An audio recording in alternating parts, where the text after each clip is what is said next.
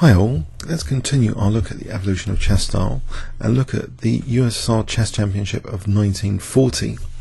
So in this tournament, Lilienthal had done exceptionally well to share first, so with Igor Bondarevsky. So that was an amazing tournament for him, and we're going to show his game against Mikhail Botvinnik. But first, a little bit of background about him. Lilienthal was born in Moscow to Hungarian parents. He was taken to Hungary at the age of 2, but emigrated to the Soviet Union in 1935. Awarded the GM title in 1950, that was 10 years after this tournament. He won the Moscow Championship 1939-40 and became USSR Champion in 1940, ahead of Smyslov, Keres, Boleslavsky and Botvinnik. He retired in 1976, returned to Hungary, and remained well liked and respected. He has the distinction of having met or played every world chess champion with the exception of Steinitz, and was the world's oldest living grandmaster for some time. He lived to 99 years old, this guy.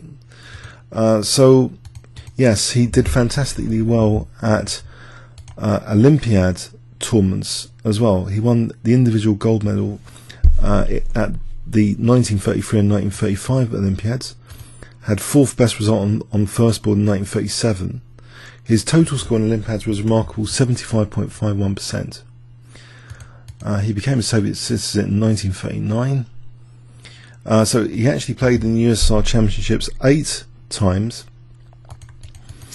Okay, later on he became actually Tigran Petrosian's trainer from 1951 until 1960 apparently. So Tigran Petrosian was trained by him. And he began a friendship with Smyslov in 1938. He was Smyslov's second in his World Championship match against Botvinnik. So quite instrumental behind the scenes as a trainer, as a second. Very, very impressive. Let's have a look at his game against Botvinnik in this tournament, which he eventually won. So d4, Botvinnik played knight f6. This isn't just a win. When we talk about winning in chess, this is more than just a win. This is a very, very classy win, where there isn't too much counterplay, so it's very worthy of study.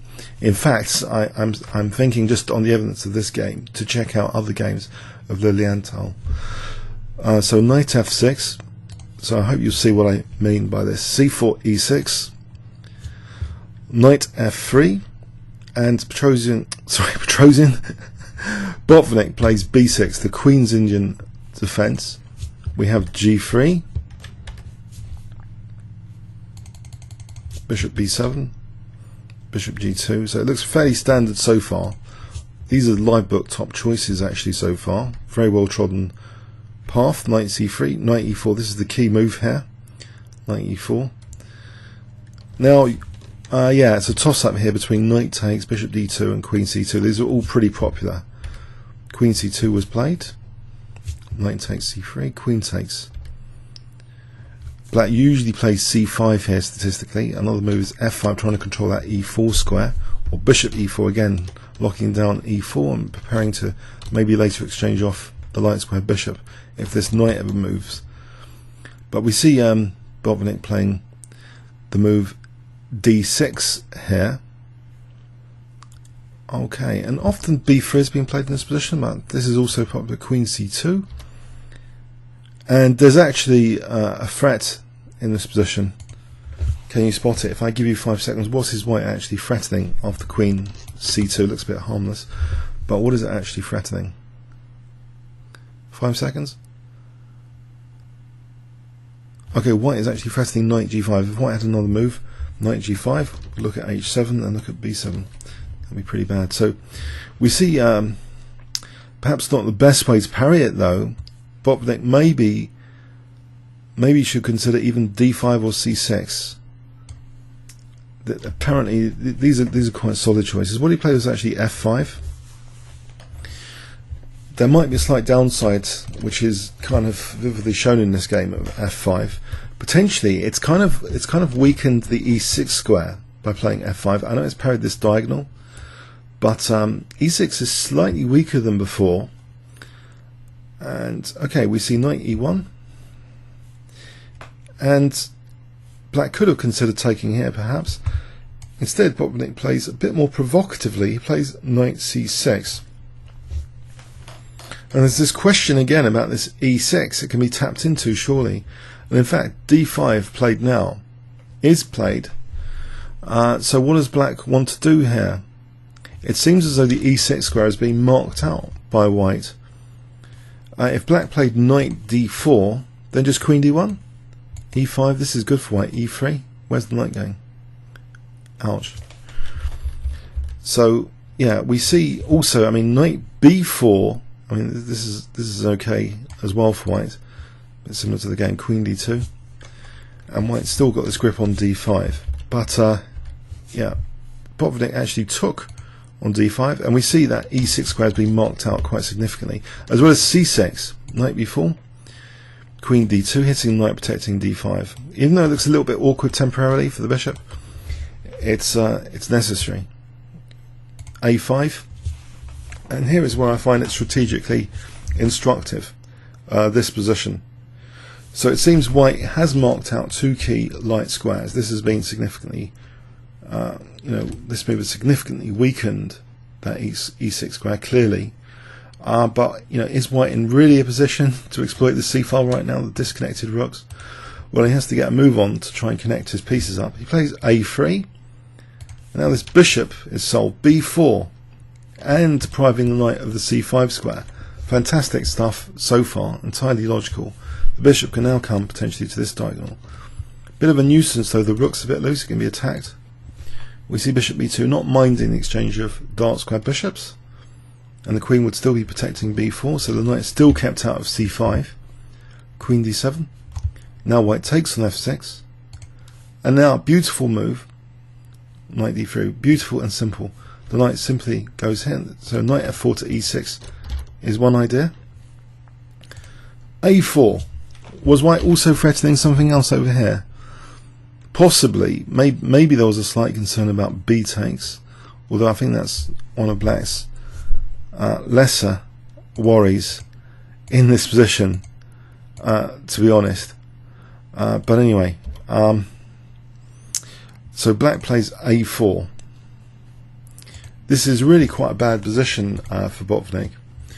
I think what's also interesting to bear in mind about this tournament, I think I read somewhere it was almost like a party atmosphere, and Botvinnik really was affected apparently by the noise, the acoustics, and so this is not so much evolution of style in a theoretical sense, but more in a practical sense. I think he started to do extensive training to be able to handle things like smoky conditions, noisy conditions. So he was interested in perfecting the performance of the game. He might have all the ideas, but it's the application within a particular performance, like a musician goes to performance. So Botvinnik in this tournament, he wasn't playing, it seems, particularly strongly as black. I think you could agree here that black is being strategically crushed without a doubt. The knight's misplaced, e6 and c6 are locked down. White has beautiful manoeuvres available. White has this c file to pile up on. It seems a completely strategically lost position right now. Rook ac1. Okay. We see queen f7. Okay. Eyeing d5. That's protected. And now any g5, I mean, it looks as though that will just create more weaknesses. If black tries to react with g5, it would seem ridiculous. Let's just give an example. Just knight e6, and then what is black doing? It's just so many weaknesses. We can even try and blast black with f4, and then maybe even e4 here, and this starts to get really shaky. This position, f5, it starts to get really shaky. You can't have an entrenched knight here and compromise the king side as well. So this is a really dodgy position. This knight has to be really tolerated. We see a passive move again. Bishop c8. Rook c3, white simply potentially building up just on the c file, but also on c3 the rook can freely come in to other squares as well. And note, because of that tension release, white seems to have a free hand in this position for queenside pressure or central pressure to build up on e6. Bishop d7, rook fc1, h6, and now as though g5 might be a concern, but not really, because there's always knight e6 at the moment, but it's locked down with anyway. h4. So is it really tempting to play g5 here? I mean, g5 in this position, a bit similar to before, but just a bit worse maybe, with g5 immediately under fire. This position is pretty bad. For example, we could just take on g5. If queen g6, again we can just take on g5 here. So yeah, it's kind of really designed against g5 just in case. And now really locking down. So rook a7, another ridiculous looking move with that knight. Is the knight really going to get back to the center? White locks down the king side as well. So strategic murder of Botvinnik without a doubt at move 25. So if you know this player Lilienthal, just from this game sample so far, he's a player worthy, it seems, of positional study, at least for this tournament, which was one of the tournaments of his life. You know, I think we should definitely have a look at other games here of this player. Rook a8, rook e3. So white now is building up potential pressure here even more with moves like knight g6 and rook e7 as a central infiltration. This rook seems also quite awkward now on f6. So king h7. For the moment now, a bit of patience here after king h7. We see this move rook c3.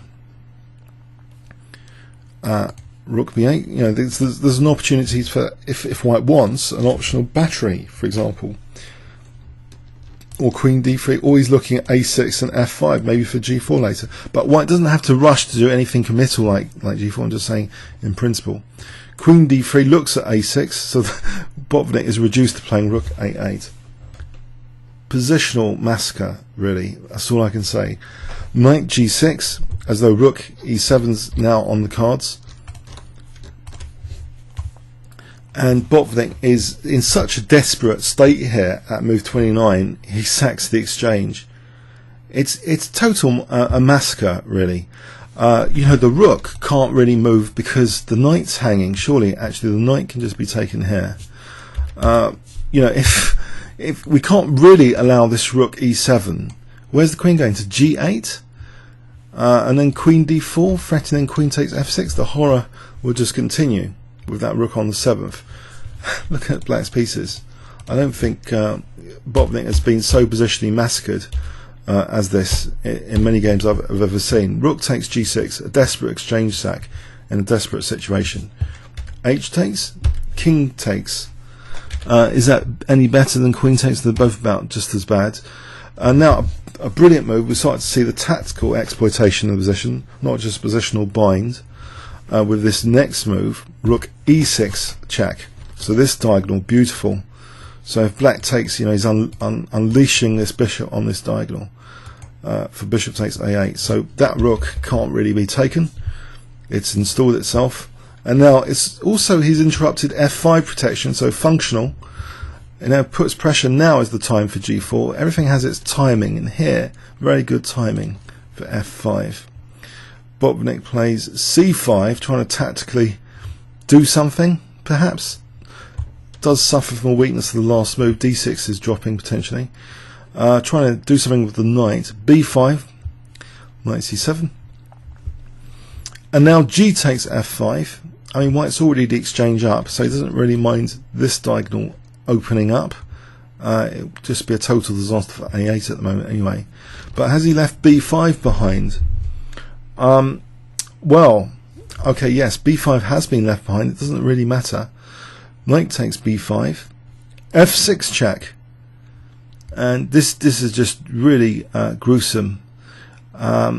If queen g6, for example, well, actually white could take here and play rook g3 check, and the attack rages on like this. So winning the bishop after.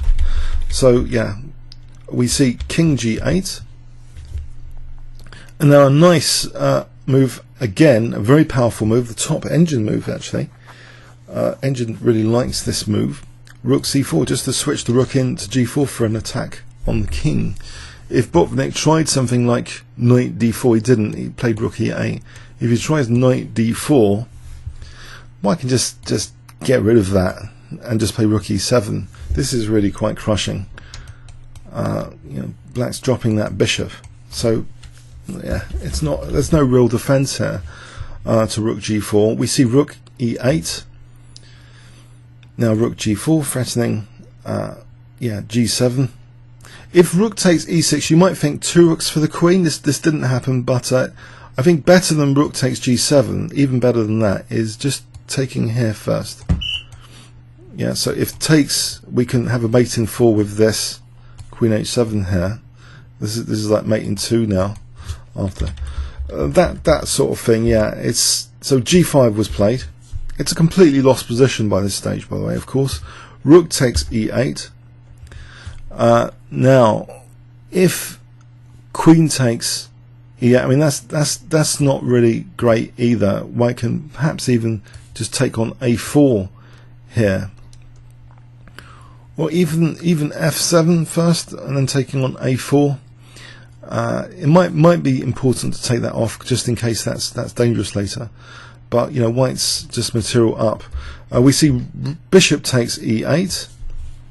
And now rook at e4, so this invasion again with rook e7 now is threatened. King f8. Rook e7 is played here. Okay, so in this position, if Botvinnik had played queen takes f6, then white has just rook takes e8 and then picking up b5 as well, bishop up.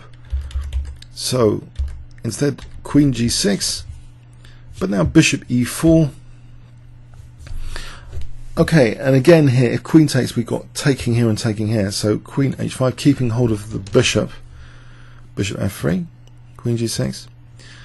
But now, in this position, even though the queen might be, it seems, protecting b5, guess what was played? Yeah, rook takes e8 was played anyway. And Botvinnik resigned. Not a moment too soon. After queen takes e8, doesn't matter about the knight, there will be queen h7 here. So threatening the killing queen g7.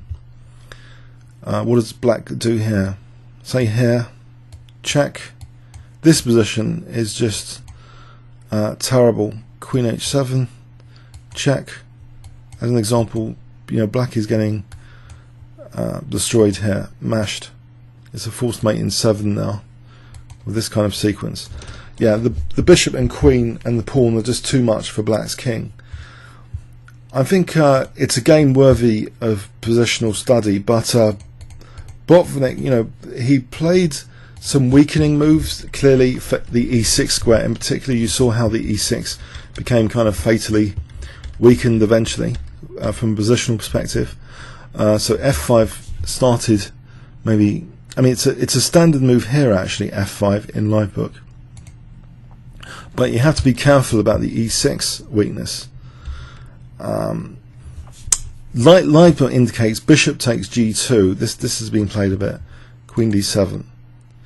Maybe, you know, to be able to answer something like d5 with e5 is important, but in the game, yeah, we see e6 as totally exposed as a positional weakness coming up. So it's a positional masterclass, you know, based on this bad positional play by black. You know, the way the white rooks though came into the position is quite instructive here. And the knight obviously going to them, it's a very natural square f4, especially in retrospect. But the rooks doing a marvellous job here, not just that c file, but eyeing e6 like that, getting to e6. So I think this is a positional masterpiece on both sides of the board. And later, you know, it seems this g4 was really good on this diagonal to the king to play g4 later. So really busting black wide open potentially. So g takes, and then yeah, black's king safety again challenged these rooks, threatening to come in like this. Rook g4, and then it seems as though black's hanging on a thread, that on the presumption that the queen's protecting the knight, so there's no rook e8. But this is taken away with this idea. Yeah, so queen h7 would be absolutely crushing. Yeah, a fantastic game, I think, this one, positionally, by Lilienthal. So after rook takes e8, Botvinnik had resigned. He must have learnt a lot for this tournament, and historically, you know, it led to this tournament the next year to the Absolute Championship of 1941. I told you there was some complexity about who was to challenge Alekhine and why. I mean, that complexity had started many years earlier, But you could have thought that in theory the two joint winners of the 1940 USSR Championship, they could have played a match to challenge Alekhine. But Botvinnik apparently was going to use his influence. It indicates here in notes at ChessGames.com